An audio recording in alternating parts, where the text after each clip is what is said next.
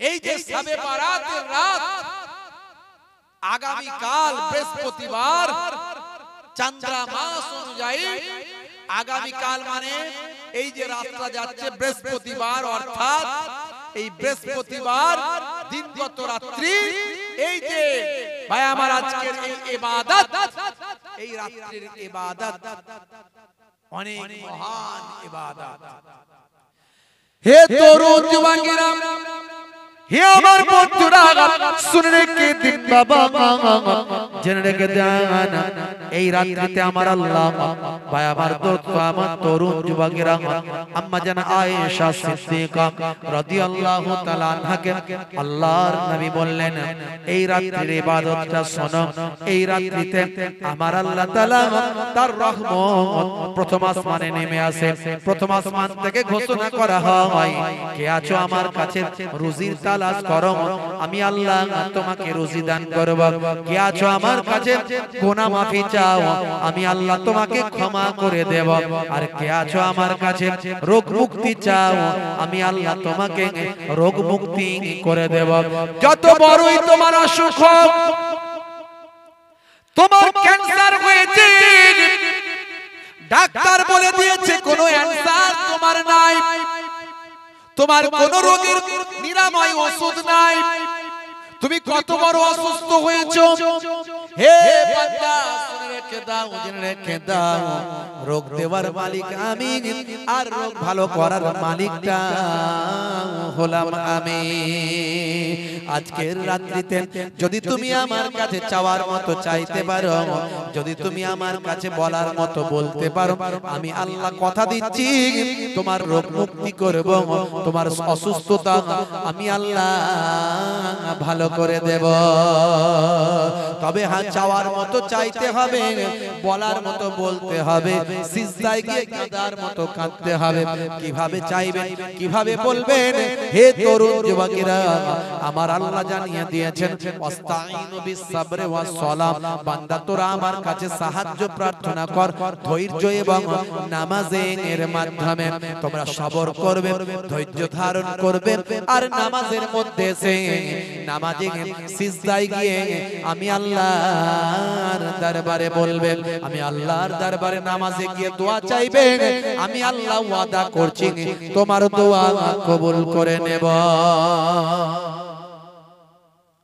তোমার সাহায্য, তোমরা আমার কাছে সাহায্য প্রার্থনা করো ধৈর্য এবং নামাজের মধ্যে। হে তরুণ যুবকেরা, হে আমার বন্ধুরা, এই শবে বারাত নিয়ে অনেকে অনেক কথাবার্তা বলছেন। এখন আখিরি জামানা, অনেক রকমের মোল্লা মৌলবী আসছে, শত শত বছর ধরে শবে বারাতের রাত্রিতে মানুষ ইবাদত বন্দেগী করেছে, শবে বারাতের রাত্রি মানুষ নামাজ পড়েছে, শবে বারাতের রাত্রিতে মানুষ তেলাওয়াত করেছে, শবে বারাতের দিনে মানুষ ভালো মন্দ খাওয়া দাওয়ার ব্যবস্থা করেছে, নিজে ভালো খেয়েছে, অন্যকে খাইয়েছে, হালুয়া রুটি করেছে, খিচুড়ি করেছে, গোশত পোলাও করেছে, ভালো ভালো খাবার করেছে। একটা দিন উম্মতে মুহাম্মাদিন ভালো খাবে, অন্যকে খাওয়াবেন, মানুষকে দান করবেন, সাদকা করবেন, পাড়া প্রতিবেশীর মুখে হাসি ফোটাবেন, গরিবদের মধ্যে একদিন লেনা দেনা করবেন, খাওয়া দাওয়া খাবার দাবার পাঠাবেন, তাদের বাড়িতে পাঠিয়ে দেবেন। এটা ইসলামের একটা ভালো সংস্কৃতি, এটা কোনো বেদাত নয়, এটা কোনো হারাম নয়, এটা কোনো নিষিদ্ধ জিনিস নয়। হে তরুণ যুবকেরা, হে আমার বন্ধুরা, কিছু কিছু মানুষ এগুলোকে বেদাত বলছে, হারাম বলছে, কবর জিয়ারত করে। ভাই আমার শবে বারাতের রাত্রিতে ছেলেরা নামাজ পড়ে, নামাজ পড়ে অনেক রাত পর্যন্ত নামাজ পড়ার পরে গভীর রাত্রিতে তারা একটু বাপ মায়ের কবরের ধারে যায়, একটু জিয়ারত করে, সেটাকে বলছে বেদাত।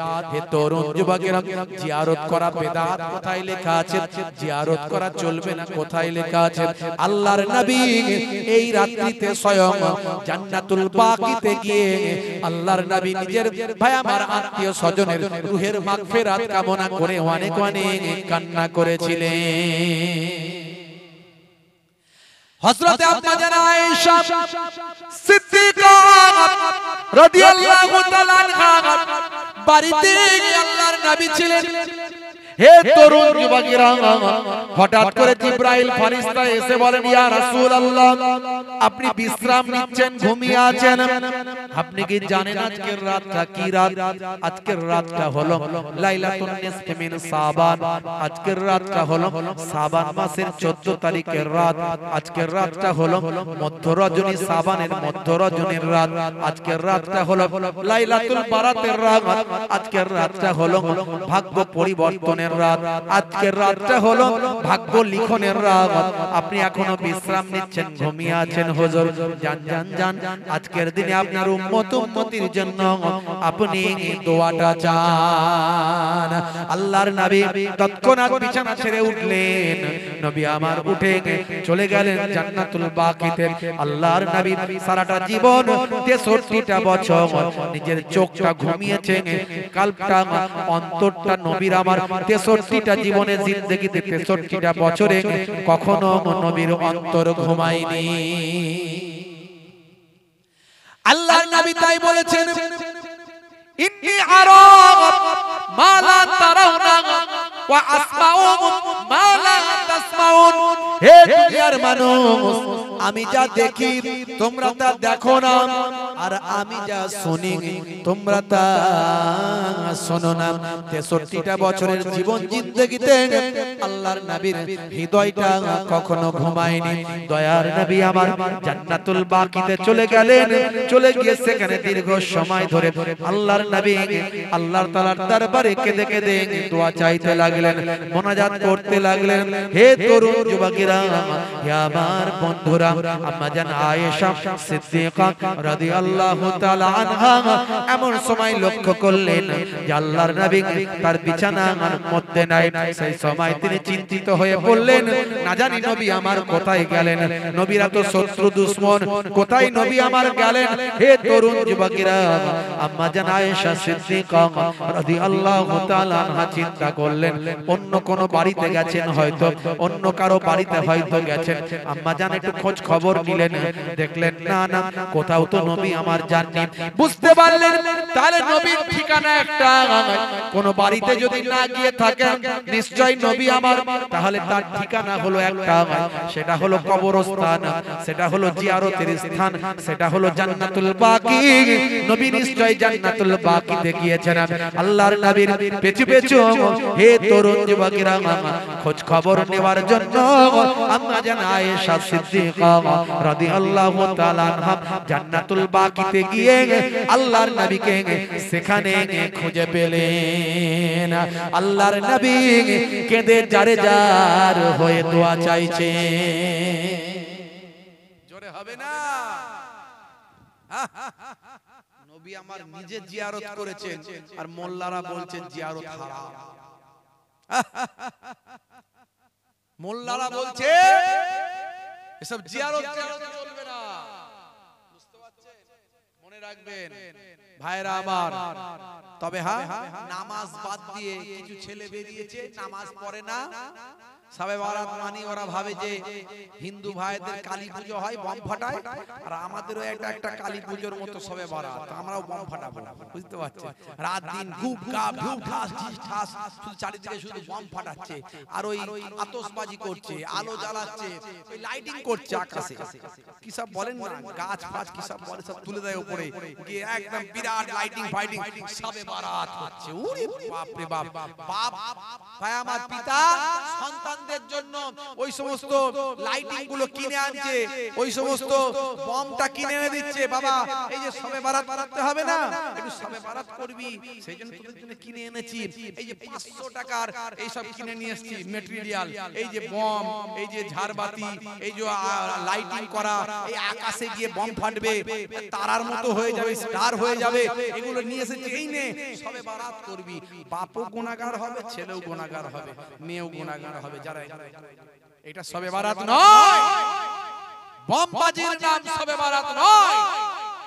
শুধু হালুয়া রুটি খেলাম আর ঘুমিয়ে পড়লাম, এর নাম সবে বারাত নয়। শুধু জিয়ারত করলাম, একটু ঘুরে চলে এলাম, হয়ে গেল না। ভাগ্য পরিবর্তনের রাত্রি, ভাগ্য লিখনের রাত্রি, দোয়া কবুলের রাত্রি। এই রাত্রিতে আল্লাহ সকলের দোয়াকে কবুল করে নেন। জোরে বলুন সুবহানাল্লাহ। কেবলমাত্র হিংসুক বিদ্বেষ পোষণকারী, হিংসুক ব্যক্তি, বিদ্বেষ পোষণকারী, মাতার মদখোর ভাই আমার, এদের দোয়া আল্লাহ কবুল করেন না।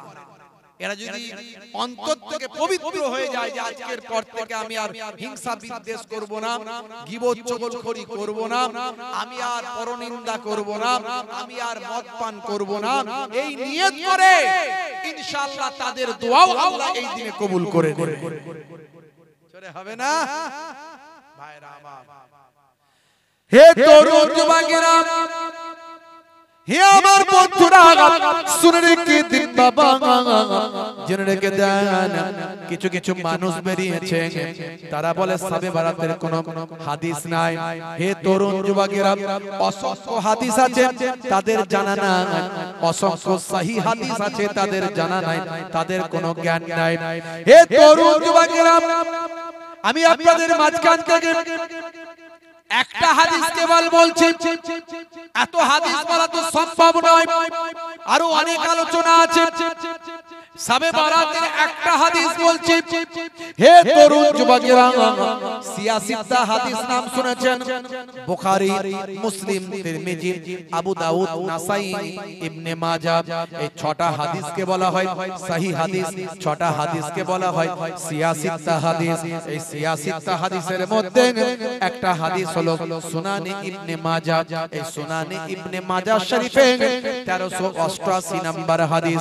এই হাদিসটা আমি শবে বরাত সম্পর্কে আপনাদের মাঝখানে বলি। অন্তত 20 থেকে 25 খানা হাদিস আছে, তার মধ্যে একটা হাদিস আমি আপনাদের মাঝখানে বলি। সহিহ হাদিস অসংখ্য সহিহ হাদিস আছে, অসংখ্য হাসান পর্যায়ের হাদিস আছে, আর অনেক যায়িফ পর্যায়ের হাদিস আছে। যায়িফ পর্যায়ের হাদিসগুলো ইবাদতের জন্য, আমলের জন্য, এগুলো মানতে হবে, এটা মানা চলবে, কোনো অসুবিধা নাই। হে তরুণ যুবকেরা, হে আমার মুরব্বিয়ানিরা, ইবনে মাজাহ শরীফের হাদিস, আন আলী ইবনে আবি তালিব قال رسول الله صلى الله عليه وسلم إذا كانت ليلة النصف من شعبان إذا كانت ليلة النصف من شعبان فقوموا ليلها وصوموا يومها فإن الله ينزل فيها لغروب الشمس إلى سماء الدنيا فيقول ألا من مستغفر فأغفر له ألا مسترزق فأرزقه ألا مبتلى فأعافيه ألا كذا ألا كذا حتى يطلع الفجر। হে তরুণ যুবকেরা, হে আমার বন্ধুরা, হে আমার মুরব্বিয়ানিরা, শুনে রেখেন দিন বাবা। ইজা কানাত লাইলাতুন নিসফি মিন শাবান, আল্লাহর নবী বলেন, যখন তোমাদের মাঝখানে শাবানের মধ্য রজনী, লাইলাতুন নিসফি মানে ভাই আমার মধ্যরাত্রি, মিন শাবান, শাবান মাস, এটা একটা মাসের নাম হলো শাবান মাস। ভাই আমার এ তরুণ যুবকেরা, হে আমার মুরব্বিয়ারেরা, মুহররম, সফর, রবিউল আউয়াল, রবিউস সানি, জিমাদিউল আউয়াল, জিমাদিউস সানি, রজব, শাবান, রমজান, শাওয়াল, জিলকাদ, জিলহজ, এই যে আপনার 12টা মাস, রমজান মাসের আগের মাসটা হলো শাবান মাস।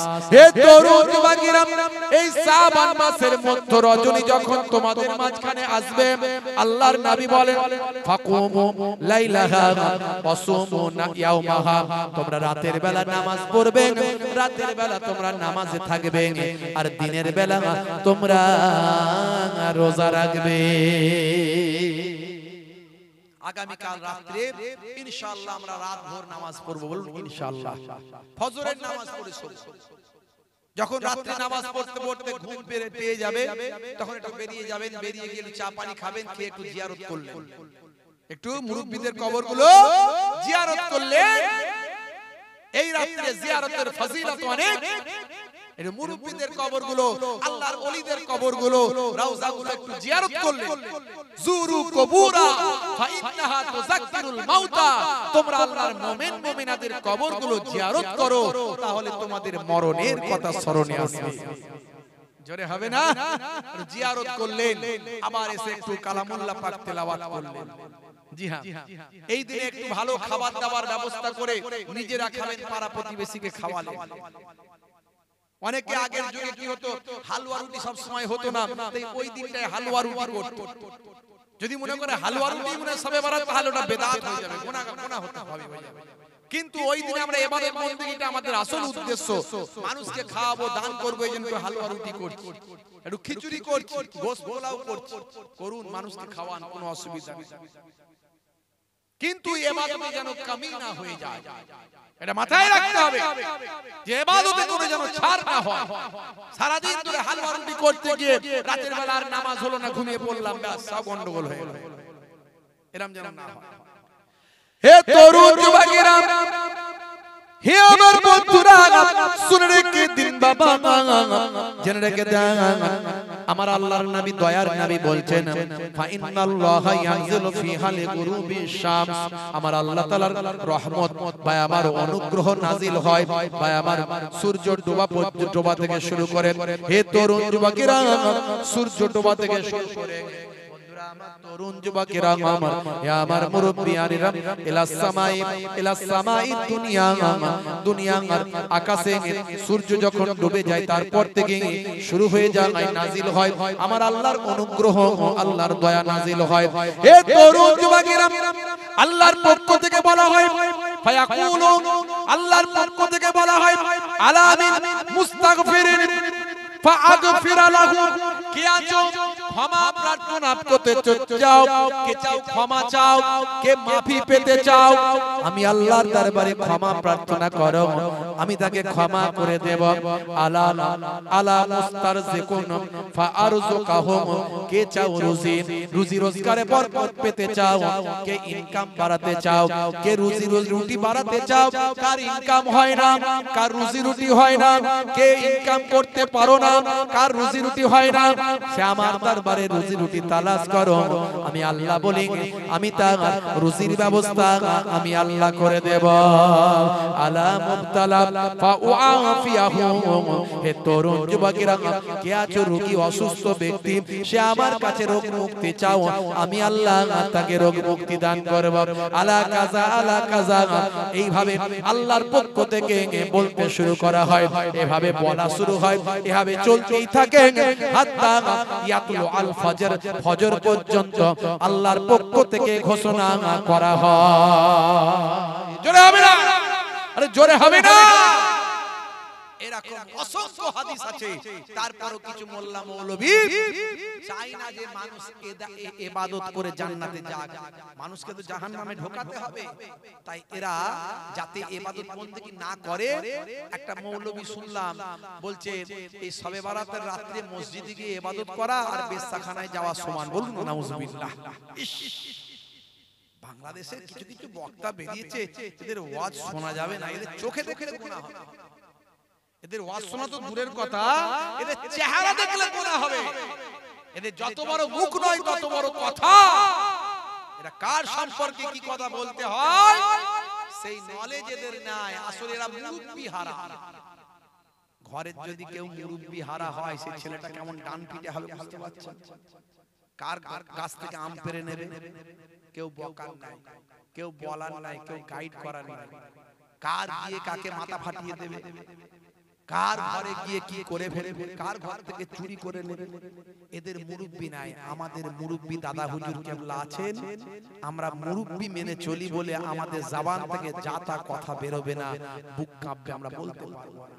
ওদের মুরব্বি নাই, ওরা যা বোঝে তাই বলে, পরে আবার স্যালেন্ডার করে। অনেকে আবার স্যালেন্ডার করেছে যে আমি আগে যে বক্তব্য দিয়েছি ভুল দিয়েছি। আলহামদুলিল্লাহ, আমাদেরকে সেটা বলতে হয় না যে আগে যে বক্তব্য দিয়েছি ভুল দিয়েছি। আমরা যারা সঠিকভাবে মুরব্বি মানি, যারা মানি না তাদের কথা বাদ দিন। হে তরুণ যুবকেরা, হে আমার বন্ধুরা, শুনে রেখে দিন বাবা, জেনে রেখে দেন হে মুসলমান, তাহলে আপনাকে আমাকে ইবাদতটা করতে হবে। কিছু বিশেষ রাত আছে, এই বিশেষ রাত্রিতে আমরা যদি ইবাদত করি, কিছু বিশেষ দিন আছে, এই বিশেষ দিনেতে যদি আমরা রোজা রেখে ইবাদত বন্দেগী করি, আমার আল্লাহ আপনাকে আমাকে অনেক বেশি বেনিফিট দেবেন, অনেক বেশি লাভবান করবেন। হে তরুণ যুবকেরা, তার মানে আমরা 5 ওয়াক্ত নামাজ ছেড়ে দেব না। 5 ওয়াক্ত নামাজ কারো জন্য মাফ নয়, 5 ওয়াক্ত নামাজ তো পড়তে হবে। আর এই বিশেষ দিনগুলোর জন্য আমার আল্লাহ অনেক বেশি বেশি বেনিফিট লাভবান করেছেন আমাদের। হে তরুণ যুবকেরা, হে আমার বন্ধুরা, হে আমার মুরব্বিয়ানেরা, শুনে রেখে দিন বাবা।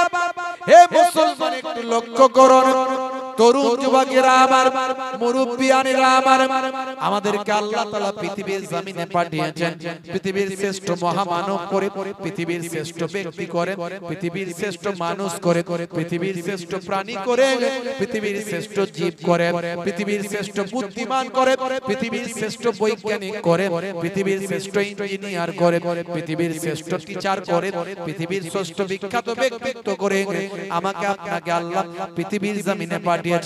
পাঠিয়ে আল্লাহ বলেছেন, বান্দারে তোদেরকে পাঠিয়েছি কে ভালো কাজ করে আর কে মন্দ কাজ করে, এটা দেখার জন্য আমি আল্লাহ পৃথিবীর জমিনে পাঠিয়েছি। পৃথিবীর জমিনে আমি পাঠিয়েছি কে ভালো কাজ করে আর কে মন্দ কাজ করে। আমি আল্লাহ গাইড বুক দিয়েছি, একটা বই দিয়ে দিয়েছি, কিভাবে খাবে, চলবে, পড়বে, শুবে, ঘুমাবে, কাজ করবে, কথা বলবে, সেখানে লিখে দিয়েছি। আর দেখে নেব যে সেই বইটা ঠিকঠাক মেনেছো না মানো। আমরা সবাই ঠিকঠাক মেনেছি, কথা ঠিক না? মানি তো না মানি না? কোরআন মাজিদ সব ঠিকঠাক মানি তো আমরা? মাশাআল্লাহ। তাহলে আমরা নিশ্চয়ই সবাই 5 ওয়াক্ত নামাজ পড়ি, কথা ঠিক না? পড়ি তো না পড়ি না? মাশাআল্লাহ, সবাই এখানকার মানুষ 5 ওয়াক্ত নামাজ পড়ি। আর যারা একটু গন্ডগোল করি, তারা আর গন্ডগোল করব কি করব না করব না? করব ইনশাআল্লাহ। বলেন ইনশাআল্লাহ। আজ থেকে, আজকে ভালো রাত, এই শাবান মাসের ভাই আমার, এই 3টে রাত, 3টে দিন আল্লাহর নবী এই মধ্য রজনীগুলোতে বেশি ইবাদত বন্দেগী করতেন। প্রত্যেক মাসেরই মধ্য রজনীগুলোতে বেশি ইবাদত করতেন, বেশি রোজা রাখতেন এই 3 দিন। বুঝতে পারছেন? তার মধ্যে শাবান মাসের 14 তারিখের দিন গত রাতটা, ওটা স্পেশাল, ওটা আমাদের জন্য স্পেশাল।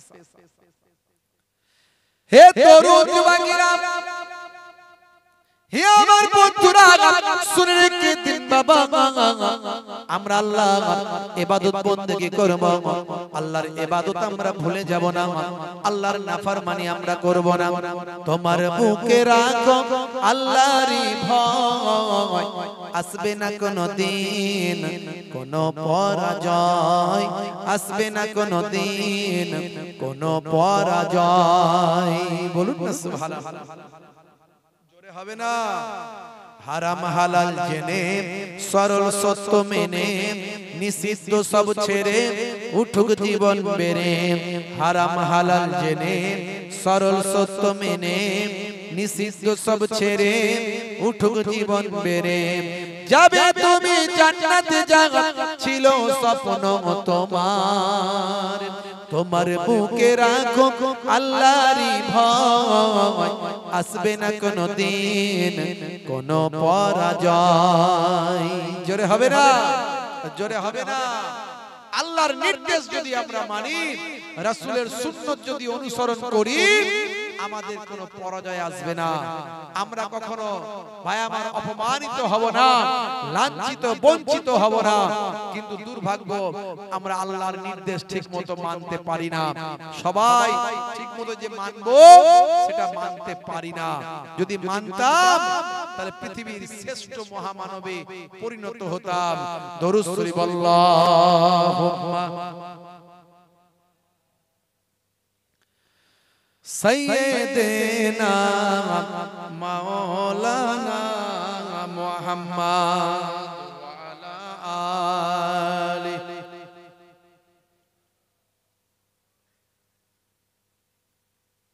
হে তরুণ যুবকেরা, হে আমার বন্ধুরা শুনে রেখে দিন বাবা, জেনে রেখে দেন হে মুসলমান, তাহলে আপনাকে আমাকে সবচেয়ে বেশি ইবাদত করতে হবে।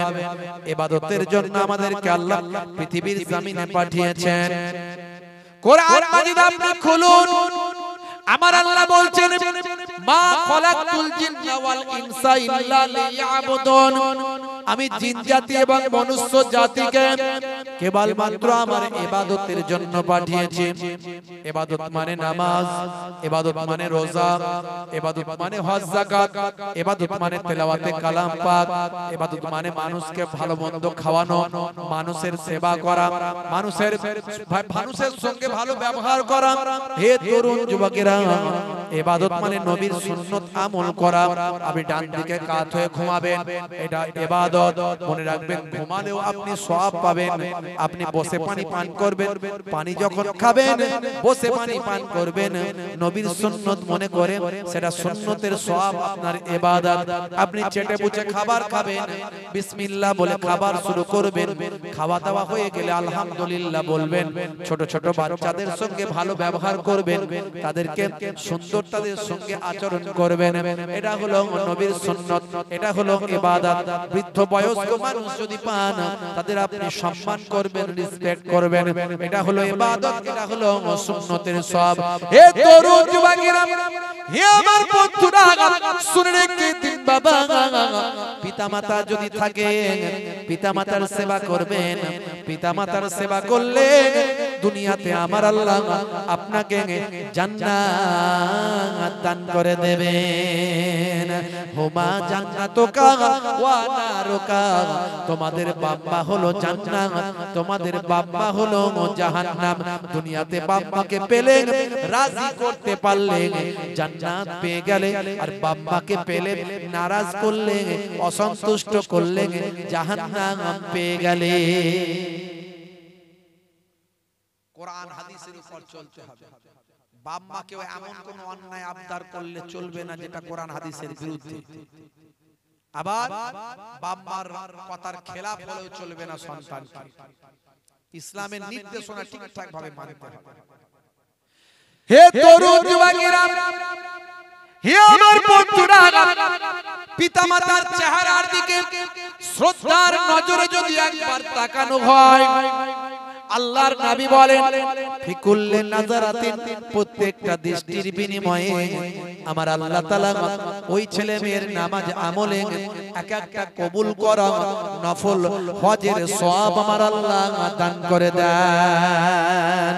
সাহাবী জিজ্ঞাসা করলেন ইয়া রাসূলুল্লাহ, হাবিবাল্লাহ, যদি কোনো সন্তান তার পিতামাতার চেহারার দিকে একবার করে 100 বার যদি তাকায়, 100 বার যদি তাকায় পিতামাতার চেহারার দিকে, আল্লাহর নবী বলেন আল্লাহর দরবারে নেকির কোনো অভাব নাই, আমার আল্লাহর দরবারে সওয়াবের কোনো অভাব নাই। আমার আল্লাহর দরবার থেকে ওই সন্তান সন্ততির নামাজ আমলে 100টা কবুল করা নফল হজের সওয়াব আমার আল্লাহ দান করে দেয়। জোরে হবে না? মা হলো আমার হৃদয়ের আলো, মা হলো তোমার হৃদয়ের আলো। মায়ের আঁচলেতে কত মুখ মুছেছি, যখনই মুখে হাতে নোংরা দেখেছি। মা হলো আমার হৃদয়ের আলো, জননীর মুখ দেখে মন করে ভালো। মায়ের আঁচলেতে কত মুখ মুছেছি, যখনই মুখে হাতে নোংরা দেখেছি। মা আমার কান্নায় বিচলিত হয়ে যায়, সন্তানের চোখে পানি বুকটা ফেটে যায়। মায়ের কদমেতে জান্নাত জানো কি, সেই কদমে তুমি চুম্বন করো কি। আরো কত সম্মান মায়ের জানো কি, জানলে জীবনে তুমি তা মানো কি? জোরে হবে না, জোরে হবে না। জননী মায়ের স্মৃতি আজ বুকে বয়ে যায়, কষ্টের দিনগুলো আজ মনে পড়ে যায়। জননীর অনাহারে দিন রাত কেটে যায়, তবু যেন সন্তান খালি পেটে না রয়। মা হলো তোমার দুনিয়াতে জান্নাত, মারা দিনা বলে পাবে তুমি দোজখ। এই কথা তুমি আজও মানো কি? মানলে মায়ের সেবা করো কি? এটা হলো আল্লাহর নির্দেশ জানো কি? জানলে সে বিধান তুমি তা মানো কি? জোরে হবে না। মা ছিল এক গো আলকামা সাহাবীর, বড় ভালোবাসতো পুত্র মোর বেনাজির। মায়ের হৃদয়ে ব্যথা লেগে যায় যখনই, মা বলে প্রভু আমি তার জননী। নবীর সাহাবী, আপনাদের জানা আছে নবীর সাহাবী আলকামা রাদিয়াল্লাহু তাআলা। হাত দুটো তুলে মা খোদাকে জানায়, বড় ব্যথা পেয়েছি ও গো প্রভু দয়াময়। ইন্তেকালে তার দেখো কি ঘটে যায়, সাহাবীর কালেমা নসিবে না হয়। নবীজির ওসিলায় মা তাকে ক্ষমা দেয়, কালেমা পড়ে তার রূহ পাখি উড়ে যায়। জোরে হবে না। মা হলো আল্লাহর বড় এক নিয়ামত, দুনিয়ার সন্তান করো তার খিদমত।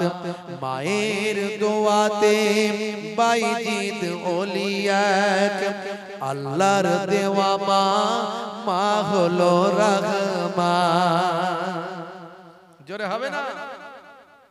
মোহে বুল্লাহ বলে যে আবার, মা হলো পৃথিবীর সেরা সবার। মায়ের মনে যেন দুঃখ না লেগে যায়, দুনিয়া আখিরাতে বরবাদ হবে ভাই। আছো কেউ এমন দোয়াটা পেতে চাই, তাড়াতাড়ি মাকে খুশি যেন করে দেয়। আমরা বাপ মাকে ভালোবাসবো, বলুন ইনশাআল্লাহ। বাপ মার সম্মান করব, বলুন ইনশাআল্লাহ। বাপ মাকে রাজি করে জান্নাত পাবো, বলুন ইনশাআল্লাহ। স্ত্রীর হক নষ্ট করব না, বলুন ইনশাআল্লাহ। স্ত্রীকে যাকে আপনি বিবাহ করে নিয়ে এসেছেন তার সঙ্গে খারাপ ব্যবহার করবেন না, কারণ আপনি দেখাশোনা করে ভালো বুঝে তবেই বিয়ে করেছেন। আর আজকে তার সঙ্গে যদি খারাপ ব্যবহার করে আল্লাহর আরশ পর্যন্ত নারাজ হবে। কাল কিয়ামতের দিনে স্ত্রীর সার্টিফিকেট ছাড়া কোনো পুরুষ জান্নাতে যেতে পারবে না। করলেও সুন্নতের সওয়াব, ঘর ঝাড়ু দিলেও সুন্নতের সওয়াব। আপনি বলছেন হুজুর এটা আবার কি রকম ওয়াজ হচ্ছে? সকালবেলা থেকে ফুলটুসির মা তো বলতে শুরু করবে, কই গো ফুলটুসির আব্বা, দেখলে না হুজুর ওয়াজ করে দিয়ে গেল ঘর ঝাড়ু দেওয়া সুন্নত, হ্যাঁ স্ত্রীর সঙ্গে ছোট ছোট কাজগুলো করা সুন্নত, দেখছো না? হ্যাঁ নবী করেছেন, তুমি এক কাজ করো, আমার শরীরটা একটু ভালো নয়, ঘরটা একটু ঝাড়ু দিয়ে দাও। বিপদে পড়ে যাব হুজুর। কি ওয়াজ করছেন আপনি? সবই ঠিক আছে, এই ওয়াজগুলো করবেন না একদম। কি মুশকিল বলুন দেখিনি। ভাই রাগ করবেন না বাপ, আপনি যদি মাঝে মাঝে স্ত্রীর সঙ্গে ছোট ছোট কাজগুলোতে অংশগ্রহণ করেন তো এতে অসুবিধা কি আছে? না হুজুর, আমাদের তো বেটা ছেলে, আমরা বাইরের সব কাজকর্ম নিয়ে ব্যস্ত থাকি, ব্যবসা বাণিজ্য চাকরি বাকরি। আরে করুন, আপনি করুন, অসুবিধা নাই। মাঝে মাঝে যখন সময় পাবেন একটু ঘরটা স্ত্রীর সঙ্গে ছোট ছোট কাজগুলো করলেন, রান্নায় সহযোগিতা করলেন, আপনি যেটা পারবেন সেটা করলেন। হ্যাঁ, ঘরটা মাঝে মাঝে ঝাড়ু দিয়ে দিলেন, একটু পারলেন করলেন, অসুবিধা কি আছে? আরে ভাই, আপনি যত বড়ই যে সাহেবই হন, ডাক্তার সাহেব, মাস্টার সাহেব, উকিল সাহেব, অ্যাডভোকেট সাহেব, নেতা সাহেব, মন্ত্রী সাহেব, হুজুর সাহেব, পীর সাহেব, মাওলানা সাহেব, মুফতি সাহেব, নবীর থেকে বড় সাহেব কেউ আছে? ঝরে বলেন আছে? সারা পৃথিবীর 200 কোটি মানুষ যে নবীকে সব সময় ফলো করে, 200 কোটি মানুষের হৃদয় যে নবী, সে নবী বাড়িতে মাঝে মাঝে স্ত্রীর সঙ্গে ছোট ছোট কাজগুলো করতেন, রান্নায় সহযোগিতা করতেন। ওয়ায়াকুমুল বাইতা, মাঝে মাঝে ঘরটা ঝাড়ু দিতেন। ওয়ায়াহমিলু বিজাতিন মিনাস সুক, নবী বাজারটা মাঝে মাঝে করে নিয়ে আসতেন নিজে হাতে। জোরে বলুন সুবহানাল্লাহ। ভাইরা আমার, তরুণ যুবকেরা আমার, মুরব্বিয়ানেরা আমার, আর যদি স্ত্রীর সঙ্গে আপনি ছোটখাটো কাজগুলো করেন, এতে প্রেম বাড়বে না কমবে? বলেন প্রেম বাড়বে না কমবে? ওই মারাত্মক বাড়বে, ফেভিকল আটার মতো। বুড়ো বুড়ি হয়ে যাবেন, প্রেম কিন্তু কমবে না। নবীর নির্দেশে চললে স্বামী স্ত্রীর মধ্যে ঝগড়া হবে না, পিতামাতার সঙ্গে অশান্তি হবে না। নবীর নির্দেশ মেনে না চলার কারণে সমাজে এত অশান্তি। স্ত্রীর সঙ্গে ছোটখাটো কাজগুলো করলে প্রেম বাড়বে, মারাত্মক বাড়বে, ফেভিকল আটার মতো। বুড়ো বুড়ি হয়ে যাবে, প্রেম কিন্তু কমবে না। আর এখনকার ছেলেদের প্রেম বুঝতে পারছেন, সব বিয়ের আগে প্রেম। হ্যাঁ, সলেমান খানের ভক্ত, সলেমান খানের কাছ থেকে প্রেম শিখেছে। যে নিজে বিয়ে করেনি তার কাছ থেকে এরা প্রেম শিখেছে। বিয়ের আগে হাত কেটে ভাই আমার ফাঁক করে দিচ্ছে, আই লাভ ইউ, তোমার জন্য জীবন দেবো, রেল লাইনে মাথা দেবো, বিষ খেয়ে মরে যাবো, না হলে পটল ডাঙায় চলে যাবো। বুঝতে পারছেন? যত প্রেম সব বিয়ের আগে। বিয়ের 2-4 বছর যেতে না যেতে একটা দুটো বাচ্চা কাচ্চার বাপ মা হয়ে গেল, আর প্রেম প্রীতি ভালোবাসা নাই, সব জানলা দিয়ে উড়ে চলে গেল। কিরে ভাই, রাত্রে 9টা-10টার পরে যখন বাড়ির পাশ দিয়ে কেউ যায়, ঘরের ভিতর থেকে 220 আর 440 আওয়াজ হয়, মানে ঢিসুম ঢাসাম লেগে গেছে, বলে যুদ্ধ চলছে এখন, কারগিলের লড়াই। বুঝতে পারছেন তো? হবে না কেন? কারণ নবীর কাছ থেকে প্রেম শিখেনি, প্রেম শিখেছে সলেমান খানের কাছ থেকে, যে নিজে বিয়ে করে। তাহলে আমাদেরকে প্রতিজ্ঞা করতে হবে, প্রত্যেকটা পদক্ষেপে আমরা দয়ার নবীর নির্দেশ মেনে চলব। বলুন ইনশাআল্লাহ, বলুন ইনশাআল্লাহ। হে তরুণ যুবকেরা, হে আমার বন্ধুরা, শুনে রেখে দিন বাবা, জেনে রেখে দেন। হে দুনিয়ার মানুষ, শুনে রেখে দেন, আমাকে আপনাকে একটু ভাবতে হবে।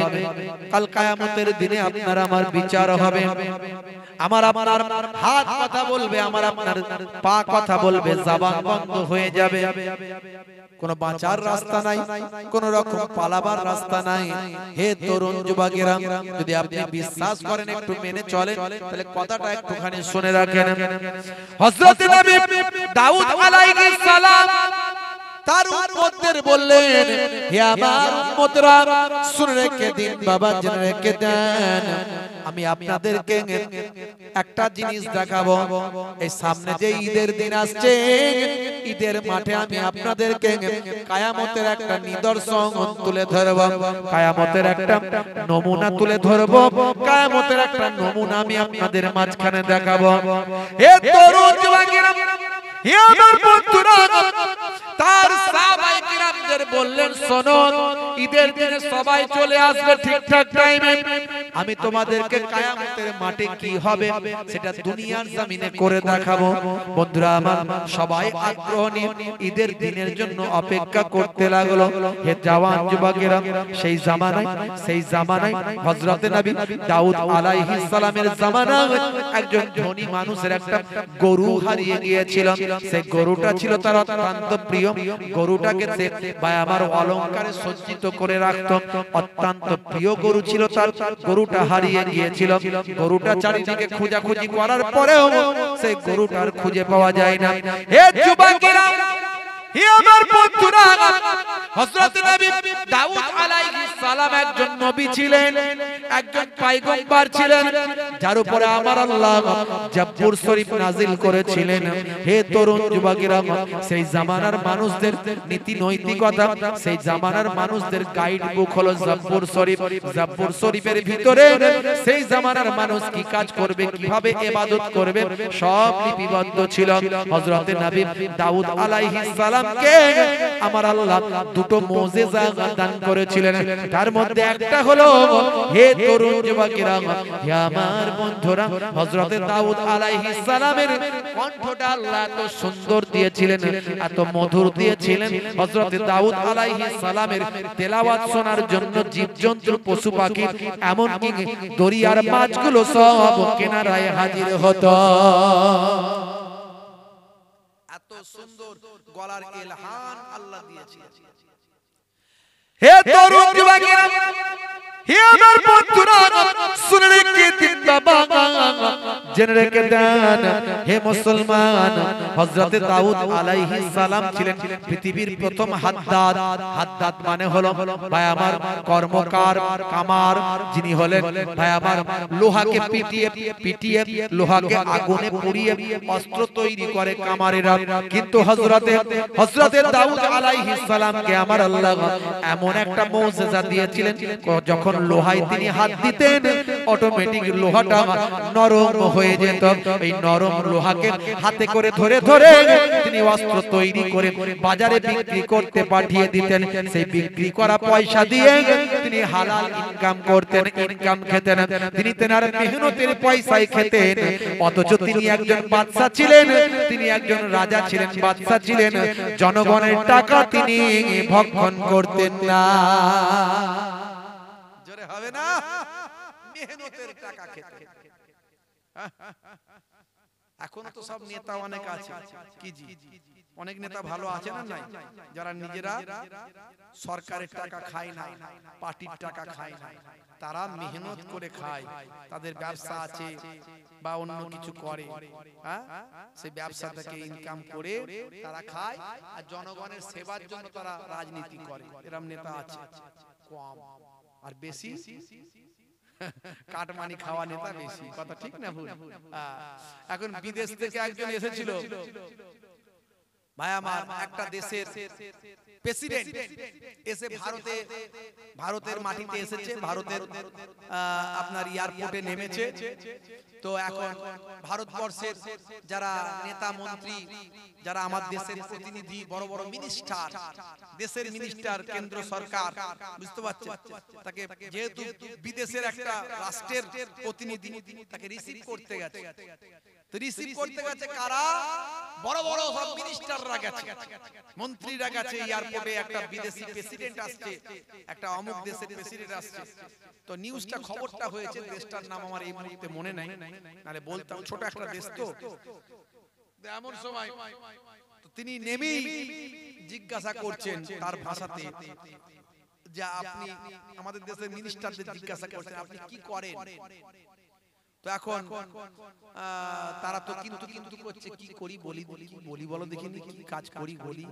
তো শেষে কিন্তু করে বলছে পলিটিক্স করি, পলিটিক্স, রাজনীতি করি।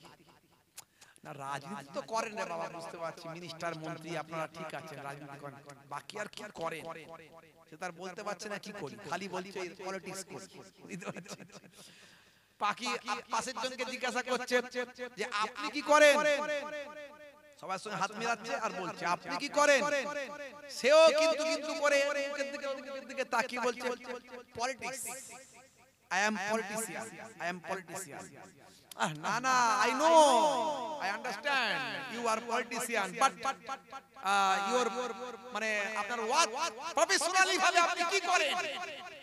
প্রফেশনালি ভাবে আপনি কি করেন? তো ফেসে কিন্তু করে বলছে আমি পলিটিক্স করি। বুঝতে পেরেছি, ঠিক আছে। পাশের জন যাকে জিজ্ঞাসা করে সবাই বলে পলিটিক্স করে। তিনি শেষে বললেন আই অ্যাম ফার্মার, আমি হলেন একজন চাষী, বাট আই অ্যাম প্রেসিডেন্ট, আমি একজন প্রেসিডেন্ট। আমি সকালবেলা ঘুম থেকে ফজরের ভোরবেলা উঠে আমি আমার জমিতে যাই, চাষবাস দেখে থেকে এসে 9টার সময় রেডি হয়ে গিয়ে 10টার সময় আমি আমার প্রেসিডেন্টের চেয়ারে গিয়ে বসে দেশের কাজকর্মের ব্যাপারে চিন্তা ভাবনা করি। আমি কিন্তু একজন ফার্মার, একজন চাষী। উনি বুঝতে চেয়েছিলেন যে ভারতবর্ষের মনে হয় যারা সবাই রাজনীতি করে তারা কিছু না কিছু একটা করে, কিন্তু ওখানে যে কজন ছিল তারা সব শুধু বলেছিল পলিটিক্স করি, আর কিছু করি না। তো যাই হোক, তো ভাই আমার নবী দাউদ আলাইহিস সালাম তিনি যেমন একজন বাদশা, কিন্তু তিনি একজন কামার, কর্মকার।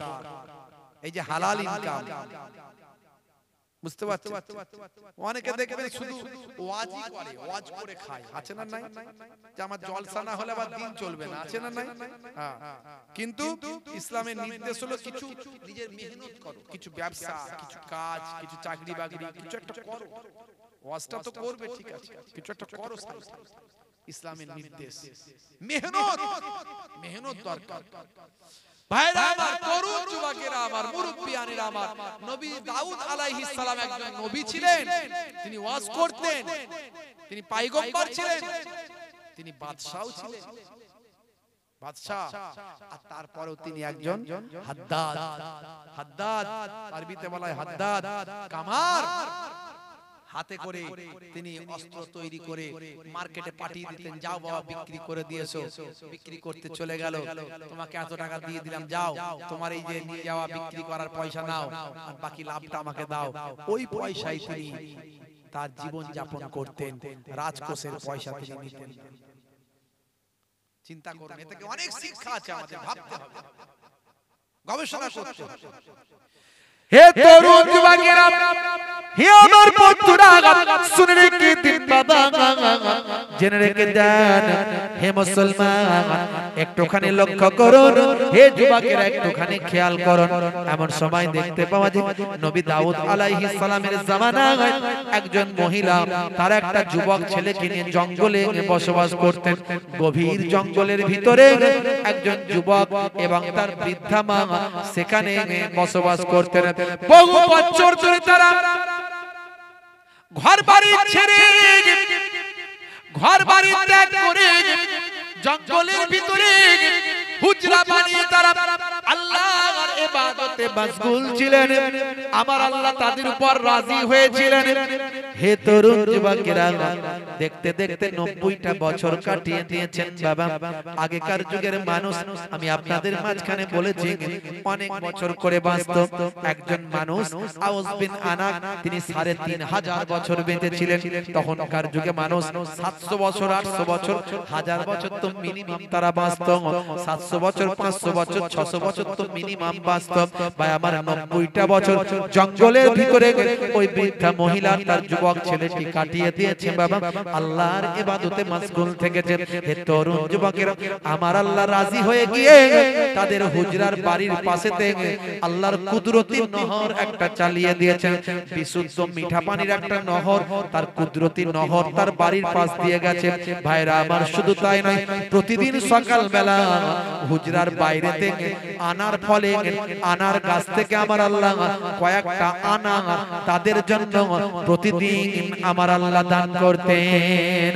সকাল হলেই ক্ষুধা লাগলে তারা মিঠা পানি পান করত, আর না আনার গাছের কাছে গেলেই আনার ফল ফলে থাকতো। সেই আনার ফল তুলে নিয়ে এসে তারা বাবা বেটা দুজন মিলে খেয়ে জীবন যাপন তারা করত। আল্লাহর কুদরতি খাবার আল্লাহ তাদের দিতেন দাউদ নবীর জামানায়। বুঝতে পারছেন? হে তরুণ যুবকেরা, হে আমার বন্ধুরা, হে আমার মুরব্বিয়ানেরা, শুনে রেখে দিন বাবা, বেশ কিছুদিন চলে গিয়েছে, অনেক দিন হয়ে গিয়েছে। ওই যুবক ছেলেটি মাকে বলল, মা গো, মা মা মা আর খাবো না, মা মা মা ভালো লাগে না, আনার নিয়ে বাজার গিয়ে বিক্রি করো না, মা মা মা আর খাবো না, মা মা মা আর ভালো লাগে না। হে তরুণ যুবকেরা, হে আমার বন্ধুরা, শুনে রেখে দিন বাবা। মাকে বলে, মা প্রতিদিন আনার আর পানি খায় আর ভালো লাগে না মা, এই আনার নিয়ে গিয়ে বাজারে বিক্রি করে সেই পয়সা দিয়ে কিছু খাবার কিনে যদি নিয়ে আসি মা, মুখটা একটু পাল্টাবে, স্বাদটা একটু পাল্টাবে, খেতে ভালো লাগবে, মনটা হৃদয়টা ভরে যাবে। মা বলেন, না এমন কাজ করিস না বেটা, এমন কাজ করিস না, এই আনার কোন দুনিয়ার গাছের নয়, এই আনারটা আমার আল্লাহ রহমত করুণা আর আনার ফল। আমার আল্লাহ করুণা দয়া করে আনার ফলটা দেয়। বেটা এই কাজটা করিস না একদম, এটা আমাদের জন্য স্পেশাল আল্লাহ দিয়েছে, এটা বাজারে গিয়ে বিক্রি করিস না।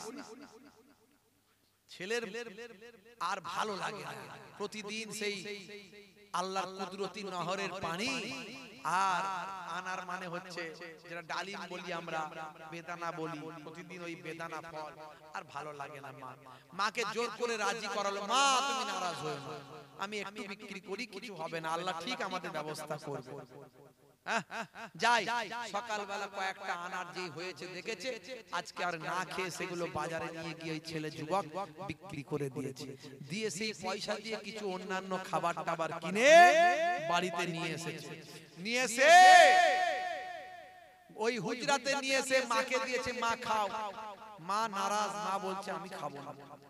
আল্লাহর কুদরতি আনার তুমি বাজারের লোককে বিক্রি করে দিলে বাবা, হ্যাঁ তুমি শুনলে না কথা, আমি এ খাবার খাবো না।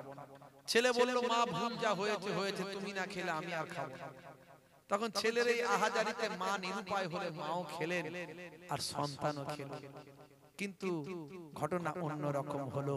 পরের দিন যখন আবার ক্ষুধা লাগলো, ওই ঘরের পাশে গিয়ে বলল, দেখি আনার গাছ থেকে আনার তুলে নিয়ে আসি।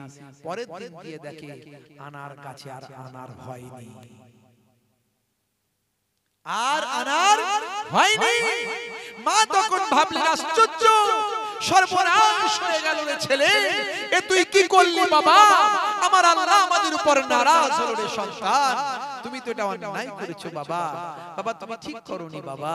বাবা দেখলে তো আমার আল্লাহ নারাজ হলো, আল্লাহর কুদরতি খাবার তোমার পছন্দ হলো না, তুমি এটা ভুল করলে বাবা। হে তরুণ যুবকেরা, হে আমার বন্ধুরা, শুনে রেখে দিন বাবা, জেনে রেখে দেন হে মুসলমান, একটুখানি লক্ষ্য করুন তরুণ যুবকেরা, হে আমার বন্ধুরা, এমন সময় দেখতে পাওয়া যায় হে মুসলমান, কয়েকদিন তারা ক্ষুধার্ত অবস্থায় রইল। একদিনকার ঘটনা, যে গরুটা ওই ধনী মানুষটার গরু যেটা হারিয়েছিল, এই গরুটা আল্লাহর কুদরতি ক্ষমতা গভীর জঙ্গলের ভিতর ঢুকে গেল। জঙ্গলের ভিতরে হেঁটে হেঁটে এই মা এবং সন্তানের হুজরার সামনে সে হাজিরা দিল। সেই সময় হুজরার সামনে যখন পৌঁছালো, আল্লাহর কুদরতি ক্ষমতায় এই গরুর জবানটা খুলে গেল। গরুর জবানটা খুলে গিয়ে গরু বলতে লাগলো, মা গো, ও মা, মা আমার আল্লাহ তোমাদের কাছে আমাকে পাঠিয়েছেন, মা আমাকে আল্লাহ জবা করার অনুমতি দিয়েছেন, মা গো মা আমি তোমাদের জন্য হালাল, আমাকে তোমরা জবা করে তোমরা ক্ষুধা নিবারণ করো। ও মা, মা আমার আল্লাহ পাঠিয়েছেন, আমার জবান খুলে গেছে মা, তাই আমি তোমাদের বলছি কোনো চিন্তা করো না, আমাকে তোমরা জবা করে তোমরা ভক্ষণ করো। হে তরুণ যুবকেরা, মা বলেন না এটা হতে পারে না, কার গরু আমি তো খেতে পারি না। যুবক বলল, মা গো, ও মা শোনো, এই গরুর জবান আল্লাহ খুলে দিয়েছে মা। গরু যখন নিজে মুখেই বলছে, তখন আমাদের জন্য এই গরুর গোশত খাওয়া আমাদের জন্য হালাল হয়ে গিয়েছে। জোরে হবে না, জোরে হবে না। ভাইরা আমার, তরুণ যুবকেরা, মুরব্বিয়ানেরা আমার, শুনে রেখে দেন, জেনে রেখে দেন, এমন সময় সেই গরুটা বাবা আপনা আপনি শুয়ে গেল। ওই যুবক তখন কি করলো? তাকে জাবা করে সবকিছু দায়িত্ব সম্পন্ন করলো। গোশত পাকানো হলো, তারা ভাই আমার আসুদা ভরে খাওয়া দাওয়া করলো এবং কয়েকদিন খাবার জন্য তারা রেখে দিল।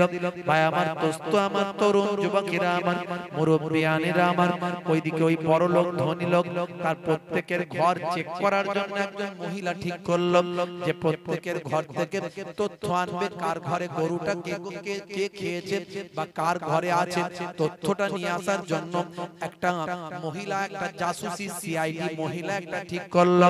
হে তরুণ যুবকেরা, ওই মহিলাকে বলল, তোমাকে অনেক পুরস্কার দেব, যাও তুমি তথ্য নিয়ে আসো, কোথায় আছে, বেঁচে আছে না মারা গেছে আমার গরু, জাবা করে কেউ খেয়ে নিয়েছে না কারো ঘরে বাঁধা আছে, তথ্য যদি আনতে পারো, গরু পায় আর না পায়, অনেক তোমাকে পুরস্কার দেওয়া হবে। ওই ভাই আমার মহিলা বড় লোক ব্যক্তির কাছ থেকে চলে গেল, গোটা গ্রামে এলাকায় তথ্য নিল, কোথাও গরুর খবর না, খুঁজতে খুঁজতে জঙ্গলের ভিতরে গিয়ে পৌঁছে গেল।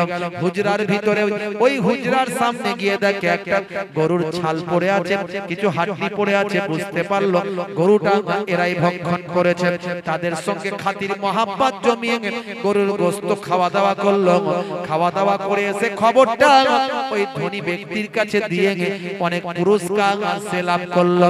ধনী ব্যক্তি যখন জানতে পারলো জঙ্গলের ভিতরের ওই মহিলা আর তার সন্তান আমার গরু খেয়ে নিয়েছে, হত্যা করেছে, গরু খেয়ে নিয়েছে, তখন সেই ধনী ব্যক্তিটা হযরতে নবী দাউদ নবীর কাছে ওই মহিলা এবং তার সন্তানের বিরুদ্ধে অভিযোগ বিচার চাইল। ও নবী সুলাইমান, আপনি বিচার করে দিন, আমার মূল্যবান একটা ভালোবাসার গরু ছিল, যে গরুটাকে খেয়ে নিয়েছে এই জঙ্গলের ভিতরের ওই যে মহিলা, তারা কিন্তু ভালো লোক নয়, তারা কখনো এর চুরি করে নেয়, ওর চুরি করে নেয়, আমার গরুটা তারা চুরি করে মা আর তার যুবক সন্তান দুজনে ভক্ষণ করেছে, এর কঠিন বিচার আমি চাই। নবী সুলাইমান, নবী দাউদ আলাইহিস সালাম, হে তরুণ যুবকেরা, সেই সময় বলেছিলেন, শোনো হে ধনী ব্যক্তি, আমি তোমাদের জন্য বলি, ঈদের দিনে ময়দানে ফয়সালা হবে, বিচারটা ময়দানে হবে তোমাদের জন্য। হে তরুণ যুবকেরা, হে আমার মুরব্বিয়ানেরা, নবী দাউদ আলাইহিস সালাম সেই সময় বলেছিলেন, হে যুবক, হে ধনী ব্যক্তি, চিন্তা করো না, তোমার বিচারটা আমি ঈদের দিনে ঈদের মাঠে দিয়ে করব, কিয়ামতের নমুনা দেখাবো, কিয়ামতের নিদর্শন তোমরা দেখতে পাবে, কাল কিয়ামতে যে বিচারটা হয় সেই বিচারের নমুনা আমি তোমাদের মাঝখানে ঈদের মাঠেতেই আমি নবী দাউদ দেখাবো। হে তরুণ যুবকেরা, ওই ধনী ব্যক্তি চলে গেল, এদিকে দেখতে পাওয়া যায় বন্ধুরা আমার, তরুণ যুবকেরা, হযরতে নবী দাউদ আলাইহিস সালাম ঠিক ঈদের মাঠে ঈদগাহে যাওয়ার আগে পাঠিয়ে দিলেন সৈন্য, যাও জঙ্গলে ওই বৃদ্ধ মহিলা, ওই বৃদ্ধা মহিলার তার যুবক ছেলেকে ঈদের দিনে আমার সামনে হাজির করো। হে তরুণ যুবকেরা, হে আমার বন্ধুরা, হে আমার মুরব্বিয়ানেরা, শুনে রেখে বাবা, ওই বৃদ্ধা সর্বদা আল্লাহর ইবাদত করত। নবীর পক্ষ থেকে সৈন্যরা গিয়ে দেখছে ওই বৃদ্ধা সালাতে দাঁড়িয়ে আছে, নামাজে দাঁড়িয়ে আছে, আল্লাহর ইবাদতে মশগুল আছে। ওই মহিলা এবং তার যুবক সন্তান সর্বদা আল্লাহকে রাজি করার কাজে থাকতো, আল্লাহর ইবাদতে তারা মশগুল থাকতো। মনে রাখবেন বাবা, আল্লাহকে রাজি করতে গেলে আল্লাহর ইবাদত করতে হবে। আপনার সমস্ত ভাই আমার হক হক চিন্তাধারাকে বাস্তবায়িত করতে গেলে আল্লাহকে রাজি করতে হবে। আল্লাহর ইবাদত ছাড়া জান্নাতে যেতে পারবেন না, আল্লাহর ইবাদত ছাড়া আপনার দোয়াটাও কবুল হবে না। সবচেয়ে বড় ইবাদত সেটা হলো আসসালাত, নামাজ। 82 বার আল্লাহ কোরআন মাজিদে নামাজের কথা বলেছেন। আল্লাহ বলছেন ওয়াকিমুস সালাত, নামাজ কায়েম করো, নামাজ কায়েম করো, নামাজ কায়েম করো। আমরা অনেকে নামাজ তো পড়ি না, আবার যারা পড়ি নিজে পড়ি অন্যকে পড়তে বলি না। নিজে পড়বে অন্যকে পড়াবে, এর নাম হলো কায়েম করা। শুধু নিজে পড়ার নাম কায়েম করা নয়, নিজে পড়বে নিজের স্ত্রীকে পড়াবে। অনেকে বাপ নামাজ পড়ে সন্তান পড়ে না। ওই সন্তান যদি জাহান্নামে যায় ওই নামাজি বাপকে কি ছাড়বে? ছাড়বে না। বলবে আমার বাপ আমার দায়িত্ব পালন করেনি, আমাকে নামাজি বানায়নি। হে যুবকেরা, হে আমার বাপজিরা, নিজে নামাজ পড়ুন, নিজের স্ত্রীকে নামাজ পড়ান, নিজের সন্তানদের নামাজ পড়ান, নিজের পরিবারকে নামাজ পড়ান, তারপরে প্রতিবেশীদের নামাজের তালিম দিন। এইভাবে নামাজকে কায়েম করুন। জোরে বলুন সুবহানাল্লাহ। ওয়াক্ত হলো ওযু করো, মসজিদে চলো, খোদার হুকুম পালন করো, নামাজটা পড়ো। ওয়াক্ত হলো ওযু করো, মসজিদে চলো, দিন রাত পাঁচ ওয়াক্ত নামাজ পড়লে পাবে ভাই জান্নাত। জোরে হবে না? ফজরের সময় হলে মসজিদে যাও তুমি চলে, থেকো না বিছানায় শুয়ে, খোদা দেন রহমত ঢেলে। জোহরের সময় হলে মসজিদে যাও তুমি চলে, থেকো না কাজে আর থেকে, খোদা দেবেন রহমত ঢেলে। আসরের ওয়াক্তটা হলে অপচয় সময় না করে, মসজিদে যাও তুমি চলে, আমল নামা ডান হাতে পাবে। মাগরিবের ওয়াক্ত আসিলে মসজিদে যাও তুমি চলে, থেকো না অপচয় করে, খোদা তোমার জান্নাত দেবে। এশার সময় হলে মসজিদে যাও তুমি চলে, থেকো না সময়টা পৌঁছায়, কবরে মুক্তি পাবে। ওয়াক্ত হলো ওযু করো, মসজিদে চলো, খোদার হুকুম পালন করো, নামাজটা পড়ো। ওয়াক্ত হলো ওযু করো, মসজিদে চলো, দিন রাত পাঁচ ওয়াক্ত নামাজ পড়লে পাবে ভাই জান্নাত। জোরে হবে না? জোরে হবে না? হে তরুণ যুবকেরা, হে আমার বন্ধুরা, হে আমার মুরব্বিয়ানিরা, শুনে রেখে দিন বাবা, জেনে রেখে দেন।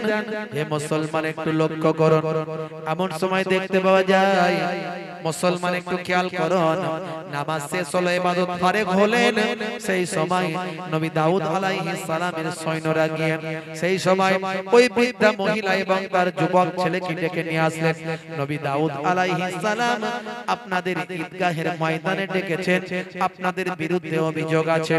হে জওয়ান যুবকেরা, এমন সময় ঈদের দিনে নামাজটা হয়ে গেল, নামাজের শেষে যে বিচার হবে হে যুবকেরা শুনে রেখে দেন, জেনে রেখে দেন, এমন সময় বিচার শুরু করেছেন হযরত নবী দাউদ আলাইহিস সালাম। ওই ধনী মানুষটিকে বলছেন, ধনী মানুষ শুনে রেখে দাও, বিচার আমি এখনই শুরু করছি, শোনো তোমার বিচারটা এখনই শুরু হবে। ওই বৃদ্ধা মহিলার তার যুবকের বিচার এখনই শুরু হবে, শুনে রেখে দাও। তুমি যখন আমার কাছে অভিযোগ করলে তোমার গরুটা ওই বৃদ্ধা মহিলার যুবকটা খেয়ে নিয়েছে, তুমি অভিযোগ করে যাবার পরে আমার আল্লাহ আমার কাছে জিব্রাইল ফেরেশতা পাঠিয়েছিলেন। হযরত জিব্রাইল ফেরেশতা আমার কাছে সব বিষয়টা ক্লিয়ার জানিয়ে দিয়েছেন।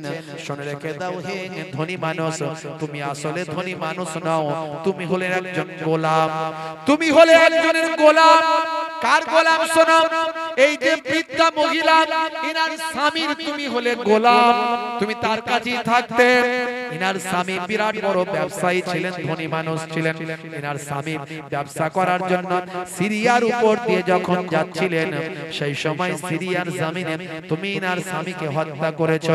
হত্যা করে তার কাছে সমস্ত মাল সম্পদ যা ছিল সব হরণ করে সেগুলোকে বিক্রি বাটা করে তুমি আজ ধনী মানুষ হয়েছো। তোমার জন্য বিচার হলো, আজকে আমি তোমার রায় দেব, তোমার জন্য বিচার হলো ফাঁসি। আর তোমার যত সম্পত্তি করেছো এই সম্পত্তিগুলো সবে বৃদ্ধা মহিলার তার সন্তানকে দিয়ে দেওয়া হবে। এটাই হলো তোমার জন্য আজকের বিচার। এক করতে গেল আর এক হয়ে গেল। সে চেয়েছিল এই বৃদ্ধা মহিলাকে ফাঁসাবে, সে তো সব জানে। বৃদ্ধা মহিলা তার স্বামী মারা যাওয়ার পরে সব সম্পত্তি শেষ হয়ে গেছে, নিরুপায় হয়ে তার যুবক ছেলেকে নিয়ে জঙ্গলে গিয়ে আল্লাহর উপর ভরসা করে ইবাদত করে কাটাচ্ছে। আল্লাহ রাজি হয়ে তাকে কুদরতি পানি নাহার চালু করেছেন, আর আনার ফল থেকে কুদরতি আনার তাকে দান করতেন। জোরে বলুন সুবহানাল্লাহ। বুঝতে পারছেন? হে তরুণ যুবকেরা, এমন সময় ওই ব্যক্তি নবী দাউদ আলাইহিস সালামকে বললেন, হে নবী দাউদ, আমি আপনার কাছে কি অভিযোগ করলাম আর আপনি ঘুরিয়ে আমার উপর দোষারোপ করলেন? এই মিথ্যা সংবাদ কেন আপনি দিচ্ছেন? এই মিথ্যা কথা কেন আপনি বলছেন? হযরত নবী দাউদ আলাইহিস সালাম বললেন, আমি হলাম পয়গম্বর, আমি হলাম বাদশা। আমার কাছে আমার আল্লাহ জানিয়ে দিয়েছেন, ফেরেশতা জিবরাইলের মাধ্যমে আমার কাছে সংবাদ এসেছে, আর তুমি বলছো আমি মিথ্যা বলছি। শোনো শোনো, আজকে কিয়ামতের নমুনা সমস্ত মানুষ দেখতে পাবে। কাল কিয়ামতের দিনে যে ঘটনা ঘটবে, আজকের দিনে আমার সামনে সেই ঘটনা আমার আল্লাহ ঘটাবেন। দেখো দেখো এখনি কি হয়, এখনি তোমার জবানটা বন্ধ হয়ে যাবে। আল্লাহর দরবারে বললেন, নবী দাউদ, আমার আল্লাহ এই ব্যক্তির জবানটা সিল করে দাও, জবানটা বন্ধ করে দাও, তার হাতের জবান খুলে দাও, পায়ের জবান খুলে দাও, তার শরীরের অঙ্গ পতঙ্গের জবানটা খুলে দাও। কাল কিয়ামতের দিনে হে তরুণ যুবকেরা, মানুষ যখন তাদের পাপ থেকে অস্বীকার করতে থাকবে, না না মাবুদ আল্লাহ, আমি জিনা করি না, আমি ব্যভিচার করি না, আমি অন্যায় কাজ করিনি, আমি খুন করিনি, আমি সুদ খাইনি, আমি ঘুষ খাইনি, আমি অন্যায় অপরাধে লিপ্ত ছিলাম না, আমি মানুষের উপর অত্যাচার করিনি, আমি অপরাধ করিনি, তখন আমার আল্লাহ তার জবানকে বন্ধ করে দেবেন, তার শরীরের অঙ্গ প্রত্যঙ্গকে আমার আল্লাহ জবানটা খুলে দেবেন। সূরার নাম হলো সূরা ইয়াসিন, আয়াত নাম্বার হলো 65। হে তরুণ যুবকেরা, হে আমার বন্ধুরা, আমার আল্লাহ তাআলা জানিয়ে দিয়েছেন, হে জওয়ান যুবকেরা, আমার আল্লাহ বলছেন, আল ইয়াউমা নাখতিমু আলা আফওয়াহিহিম ওয়া তুকাল্লিমুনা আইদিহিম ওয়া তাশহাদু আরজুলুহুম বিমা কানু ইয়াকসিবুন। হে তরুণ যুবকেরা, আমার আল্লাহ বলছেন, কাল কিয়ামতের দিনে, আজকের দিনে আমি তাদের জবানটা সিল করে দেব, তাদের হাত আমার সঙ্গে কথা বলবে, হাত কথা বলবে, আর তারা যা করত সে সম্পর্কে তাদের পা সাক্ষ্য দেবে যে হ্যাঁ আমি গিয়েছিলাম। হযরতে নবী দাউদ আলাইহিস সালাম সেই সময় বললেন, হে আমার আল্লাহ, এই ব্যক্তির জবানটা সিল করে দাও, তার হাত পায়ের জবানটা খুলে দাও। এত মানুষের সামনে সঙ্গে সঙ্গে তার জবানটা বন্ধ হয়ে গেল। সেই সময় তার হাতের জবানটা খুলে গেল, হাত থেকে কুদরতি ক্ষমতা ভাই আমার আওয়াজ বের হতে লাগলো, আমি এই হাত দিয়ে এই বৃদ্ধা মহিলা আমার স্বামীকে হত্যা করেছি। পা বলতে লাগলো, আমি এই পা দিয়ে সিরিয়া পর্যন্ত গিয়েছিলাম। হযরত নবী সুলাইমান দাউদ আলাইহিস সালাম উপস্থিত মানুষদের উদ্দেশ্যে বললেন, হে মানুষেরা, গুনাহ করো না, অপরাধ করো না, অন্যায় করো না, আজ থেকে হেদায়েত হয়ে যাও। আজকে যে নমুনা দেখতে পাচ্ছ, এই নমুনাটা হলো কিয়ামত দিনের নমুনা। কিয়ামতের দিনে যেটা ঘটবে, আমি নবী দাউদ আলাইহিস সালামের জামানায় আমার আল্লাহ সেটা ঘটিয়ে দিলেন। কাল কিয়ামতের দিনে তোমাদের অঙ্গ প্রত্যঙ্গ তোমাদের বিরুদ্ধে সাক্ষ্য দান করবে। আজকের এই সাক্ষীর বিনিময়ে এই ব্যক্তির ফাঁসির রায় ঘোষণা করলাম। আর এই ব্যক্তির যত সম্পত্তি আছে সব ওই বৃদ্ধা আর তার যুবক ছেলেকে দিয়ে দেওয়া হবে। জোরে হবে না?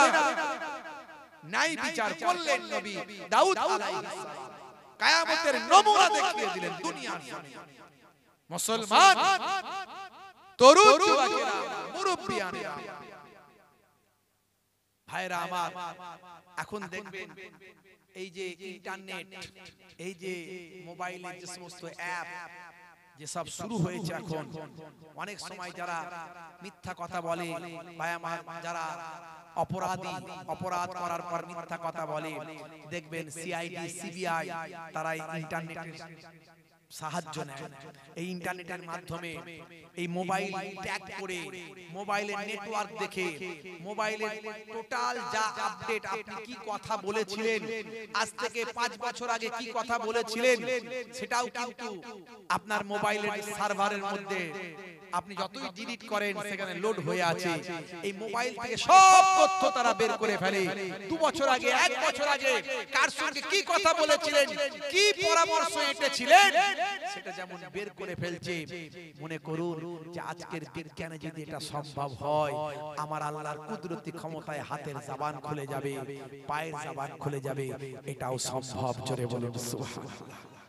ভাইরা আমার, তরুণ যুবকেরা আমার, তাই আজ থেকে আমাদেরকে প্রতিজ্ঞা করতে হবে, আমরা আল্লাহর পথে চলবো, রাসূলের পথে চলবো, সততার পথে চলবো, ন্যায়পরায়ণ মানুষ হব এবং মানুষের সেবা করব। হিন্দু, মুসলমান, খ্রিস্টান, জৈন, বৌদ্ধ সকলের সঙ্গে ভালো ব্যবহার করব। মুসলমান মুসলমানকে ভাই হিসাবে জ্ঞান করব। কোন মুসলমান অপর মুসলমানের ক্ষতি করব না। আমরা সহ্য সবর করে নেব অল্প হলেও, কিন্তু তা বলে অন্যের বিপদ ডেকে আনবো না, অন্যের কষ্ট দেব না। এই আদর্শ যদি রাখতে পারি, কাল কিয়ামতের দিনে আপনি অনেক বেশি লাভবান হবেন এবং বেনিফিট পাবেন। এর জন্য আপনাকে লাগবে শিক্ষা, আপনার লাগবে এডুকেশন। এডুকেশন, শিক্ষা ছাড়া সমাজ আজকে অচল। মুসলিম কওম কখনো শিক্ষা ছাড়া এগোতে পারে না। মনে রাখবেন, আজকে আমি অবাক হয়ে গিয়েছি, আমার মুসলিম কওম অনেক এগিয়ে এসেছে। আর আগে বলতে এখন সম্ভব না, একটা সময় না, আর সম্ভব না, এখন একটা সময়। আর এই লোক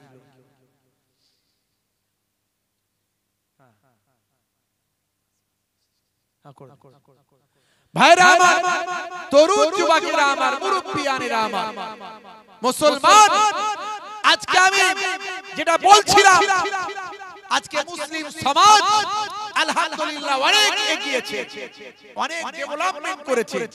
তার নমুনা আমি আপনাদের মাঝখানে দিই। আমি আজকে আনন্দিত হয়েছি একটা নিউজ দেখে। ইসলাম শিক্ষার কথা বলেছে। কোরআন মাজিদের প্রথম শব্দটা হলো ইকরা, অর্থাৎ পড়ো, অর্থাৎ পড়ো। এই শিক্ষার প্রতি যদি আজকে আমরা এগিয়ে আসি, আমাদের সমাজ থেকে অন্যায়, অপরাধ, পাপ অনেক সরে যাবে। আর আমরা যদি দ্বীনের পথে থাকি, ইসলামের পথে থাকি, আল্লাহর দ্বীনকে যদি কায়েম করতে পারি, নামাজি যদি হয়, সুন্নতওয়ালা যদি হয়ে যায়, রাসূলের তরিকা যদি মেনে চলি, আলহামদুলিল্লাহ মুসলিম কওম এখন শিক্ষার দিকে অনেক এগিয়ে এসেছে। আমি আজকের একটা নিউজ দেখে আলহামদুলিল্লাহ বলেছি, এত খুশি হয়েছি আমি, আপনি অবাক হয়ে যাবেন। এই খবর আপনি জানেন কিনা জানি না ভাই আমার, গত পরশুদিন পরীক্ষা হয়েছে, মাধ্যমিক পরীক্ষা মুর্শিদাবাদের হরিহর পাড়া। আপনারা জানেন ওখান থেকে আমার আমন্ত্রণ ইনভাইট এসেছিল, আমি যেতে পারিনি, সময় দিতে পারিনি, ডেট খালি ছিল না। তো যাই হোক, আমি নিউজে দেখলাম হরিহর পাড়ায় ভাই আমার একটা গ্রামের ছেলে হ্যান্ডিক্যাপ, 17 বছর বয়স, মাধ্যমিক পরীক্ষা দিতে যাবে, মায়ের কোলে করে, মা তাকে কোলে করে নিয়ে যাচ্ছে মাধ্যমিকের সেন্টার। জায়গাটার নাম হলো বারুইপুর হাই স্কুল। এই বারুইপুর হাই স্কুলে নিয়ে যাচ্ছে হরিহর পাড়ার ছেলেটিকে। 17 বছরের হ্যান্ডিক্যাপ ছেলে মায়ের কোলে চেপে পরীক্ষা দিতে যাচ্ছে ভাই আমার। তার এই কোমরের দিক থেকে পায়ের দিকটা পুরো অকেজো, পুরোটাই হ্যান্ডিক্যাপ, কিন্তু সে পড়াশোনায় ভালো। মা বলছে আমার ছেলের জন্য দোয়া চাও যাতে আমার ছেলে ভালো রেজাল্ট করতে পারে। সন্তান বলছে আমি পড়াশোনা করেছি ভালো, প্রত্যেকটা পরীক্ষা ভালো দিয়েছি, আমার কোনো অসুবিধা নাই, আমি পরীক্ষা ভালো দিতে পারি। কি নাম কি জিজ্ঞাসা করা হলো, বলল আমার নাম হলো আমিনুল শেখ, আমার নাম হলো আমিনুল শেখ। ভাই আমার মুর্শিদাবাদের হরিহর পাড়ার এই হ্যান্ডিক্যাপ ছেলেটি আজকে শিক্ষার জন্য যেভাবে উৎফুল্ল হয়ে আছে, উদ্গ্রীব হয়ে আছে, সে ভালো রেজাল্ট করে নিজের পায়ে দাঁড়াতে চায়, প্রতিষ্ঠিত হতে চায়, সমাজের বুকে মাথা উঁচু করে দাঁড়াতে চায়, অপরাধ অন্যায়ের বিরুদ্ধে নিজেকে ভাই আমার প্রতিবাদী হতে চায়। দেখে মনে হয় আগামী দিন মুসলমানরা যেমন ভাই আমার এর আগেও যেমন তারা শিক্ষায় এগিয়ে ছিল, মাঝখানে শিক্ষা থেকে পিছিয়ে গিয়েছিল, আবার আগামী দিন ইনশাআল্লাহ আমার ঘরের সন্তান শিক্ষায় এগিয়ে যাবে, মাথা উঁচু করে দাঁড়াবে। এপিজে আব্দুল কালামের নাম আপনারা শুনেছেন। ভারতবর্ষের মানচিত্রে, পৃথিবীর মানচিত্রে যতদিন পর্যন্ত ভারতবর্ষের নাম থাকবে ততদিন পর্যন্ত এই ভারতবর্ষের মানচিত্রে এপিজে আব্দুল কালামের নাম ইতিহাস অস্বীকার করতে পারবে না। একজন ইমাম সাহেবের সন্তান ছিল, গরিব ফ্যামিলির পরিবারের সন্তান ছিল এপিজে আব্দুল কালাম, যিনি কষ্ট করে পড়াশোনা করেছিলেন। ছোট্টবেলায় আব্বা তাকে তুলে দিতেন ফজরের নামাজ পড়ার জন্য, তিনি নামাজ পড়ে নিয়ে খবরের কাগজ বিক্রি করতেন, door to door, market to market বিক্রি করে মায়ের হাতের খাবার খেয়ে পড়তে যেতেন। এইভাবে পড়াশোনা করে পরবর্তীকালে ইমাম সাহেবের সন্তান এপিজে আব্দুল কালাম ভারতের মিসাইল ম্যান, পরমাণু বিজ্ঞানী, যার জন্য ভারতবর্ষ পরমাণু বোমা পেয়েছে।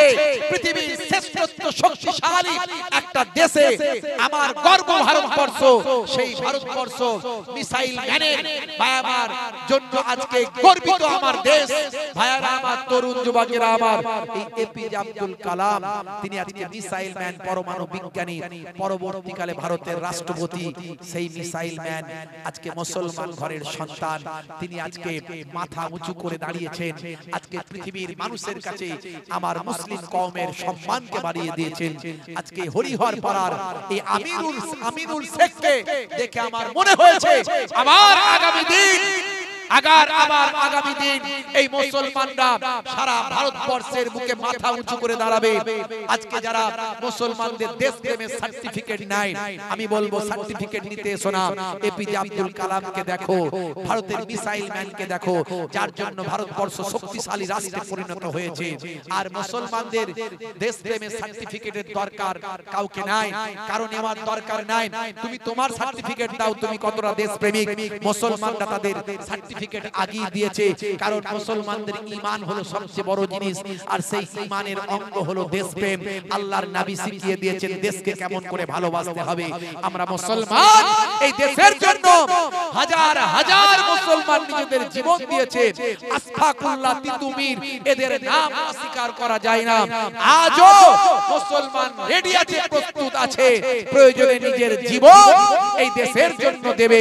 তবে মুসলমান শিক্ষার দিকে এগিয়ে আসতে হবে, বেশি বেশি শিক্ষায় এগিয়ে আসতে হবে, অনেক বেশি বেশি শিক্ষিত হতে হবে, নিজের অর্থের প্রয়োজন হলে সবটাই ব্যয় করুন সন্তানের জন্য, সন্তানের মেধার বিকাশ ঘটান, সন্তানকে ডাক্তার ইঞ্জিনিয়ার ভাই আমার হায়ার এডুকেটেড, আপনার ঘরের নারীদেরকে গাইনি ডক্টর করুন, আপনার ঘরের ছেলেদেরকে ভাই আমার আইএস আইপিএস ডব্লিউবিসিএস করুন, সমাজের বুকে মাথা উঁচু করে দাঁড়াবে।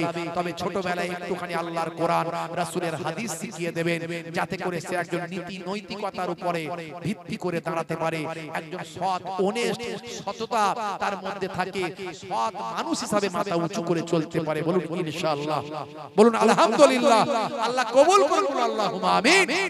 যাই হোক, শেষ করলাম, আল্লাহ রাব্বুল আলামিন যেন কবুল করেন। আমি ভাইদেরকে প্রথমেই বলেছিলাম যদি দান তুলতে হয় আগে বলেন, কিন্তু দান যখন তুলবো আমার তো টাইম 11টা থেকে 1টা, আর 1টার সময় এসে যদি বলে হুজুর দান তুলেন, এটা কি সম্ভব? দান তুলতে 1 ঘন্টা সময় লাগে, 40-45 মিনিট সময় লাগে দান তুলতে। আগে অনেক কথা দানের সম্পর্কে বলতে হয়, লোকে পয়সা দেবে, রাস্তায় দেখেন না ভিখারি চলতে পারে না, কুড়া ন্যাংরা, দেখে কি ময়া লাগে, সে গাড়ির সামনে বলে আল্লাহ के नाम पर 1 रुपया दे दे बेटा, गाड़ी থেকে কপাল ঠুকে দিয়ে বলে मैं तुझसे बड़ा भिखारी हूं, तू पहले मुझे दे दे बेटा। তাহলে ভিখারিকে দেখলে লোকের মায়া হয় না, হ্যান্ডিক্যাপ, হাত পা বাঁকা, আর আমি এখানে বলি লোকে দিয়ে দেবে। কত আল্লাহ আল্লাহ রাসূলের কথা বলতে হবে, কত হৃদয় গলাতে হবে, তারপরে লোকে যদি 500 1000 1000 2000 বলে তো বলবে। তার জন্য 1 ঘন্টা সময় লাগবে, 40 মিনিট সময় লাগবে। আমি এইজন্য প্রথমে এসে বলেছিলাম ভাই দান তুলতে হলে আগে বলবেন, কিন্তু আপনারা বলেননি। তো যাই হোক, এখন তা সম্ভব নয়। তো যাই হোক, আমি 1:10 এমনি বেজে গেছে, আর দেরি করব না বাবা আমার। তো আপনাদের দান এমনি তুলতে হয় না, আল্লাহ করে ছেলেরা সব দেয়, যেভাবে দেয় সেভাবে দেবেন আপনারা, যেভাবে সহযোগিতা করেন করেছেন করবেন। আর দাও দাও দাও দাও জিনিসটা এমনিও আমি পছন্দ করি না, যদি একান্ত না হয় সেটা করতে হয়, নাহলে অনেক জলসা আছে সেগুলো জলসাগুলো হবেই না, দিনের কথা মানুষের কাছে বলাই যাবে না, সেক্ষেত্রে বলতে হয়। তবে যেখানে সেরকম অতটা রেওয়াজ নাই, করার দরকার নাই, আপনারা যেভাবে করছেন এটাই ভালো, এটাই ভালো। 5টা লোক শুনবে দাও দাও দাও দাও করছে, লোকে দিচ্ছে না, তারপরে হুজুর ছাড়ছে না, মানে জোর করে পকেট থেকে বের করে নেবে, এরকম একটা ব্যাপার, বুঝতে পারছেন? তো যাই হোক ভাইরা আমার, তো আপনারা যেভাবে সহযোগিতা করেছেন আজকের জালসার ক্ষেত্রে সেভাবে সহযোগিতা করবেন। গ্রামবাসীরা, পাড়া প্রতিবেশী, যুবকেরা বেশি বেশি করে দান করবেন। দিনের কাজে সহযোগিতা করলে আল্লাহ কবুল করেন, একের বদলে 10 আল্লাহ দেন, কোরআনের ওয়াদা মান জাআ বিল হাসানাতে ফালাহু আসরু আমসালিহা, একের বদলে আল্লাহ বলছেন আমি 10 তো দিই। হাদিসে কুদসির মধ্যে এসেছে একের বদলে 10, একের বদলে 100, একের বদলে 700, বেহিসাব আল্লাহ মালে মালামাল করে দেন। তাই আপনারা যেমন দান সাদকা করেছেন এই জান্নাতের বাগান কায়েম করার জন্য, তেমন আগামী বছর আবার করবেন। বলুন ইনশাআল্লাহ, বলুন ইনশাআল্লাহ। আমার মায়েরা বোনেরা যেমন সহযোগিতা করেছেন বেশি বেশি সহযোগিতা করবেন। বলুন ইনশাআল্লাহ। আল্লাহ রাব্বুল আলামিন আজকের এই পাক মাহফিলকে কবুল করেন। বলুন আল্লাহুম্মা আমিন, বলুন আল্লাহুম্মা আমিন। প্রত্যেকে 3 বার সূরা ফাতিহা, 3 বার সূরা ইখলাস, 3 বার দরুদ শরীফ পাক তেলাওয়াত করেন, মোনাজাত হবে। আর তাবারুক কি বসে খাবেন না প্যাকেট? আর তাবারুক দেওয়া শুরু করুন, যারা তাবারুকের দায়িত্বে আছেন দেওয়া শুরু করুন। আলহামদুলিল্লাহ।